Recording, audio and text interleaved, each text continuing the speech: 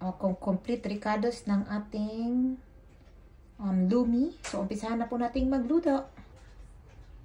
Medium heat fire. Add na natin ang ating garlic. Okay, so once na brown na, pwede na natin i-add ang ating onion. Mix lang. And then, pwede na natin i-add yung pork natin. Gigisa rin natin ito. Madali lang natin ito gigisa kasi luto na ito. Mabuboil na ito siya. Okay, so since kumukulo na siya, pwede ka na mag-add dito ng pork broth cube, or since wala ko ditong available, ito na lang po muna yung nilagay ko. Pepper and salt.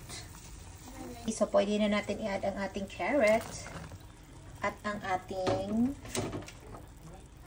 cabbage. And mix lang natin after adding them. Pwede din tayo mag-add ng kaunting soy sauce dito. And then, pwede na natin i-add yung pancit natin. Nag-transfer pala ako ng pot kasi ang liit ng pot ko a while ago. Yan super liit. So, I transferred it here. Mix it well lang. Tapos, kailangan natin iluluto yung natin, mga vegetables at saka noodles. So, we will cover it in few minutes. Ayan, next. Hinalo na natin yung ating cornstarch. Mix it well using cold water lang siya.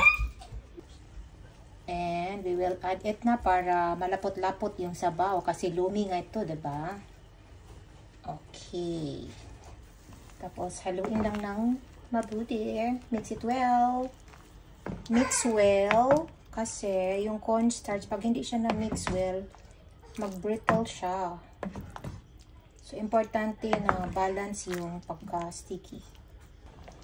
And this time, i-add na natin yung ating egg, beaten egg. And mix well right away kasi parang hindi din mamumuo. So, mix evenly.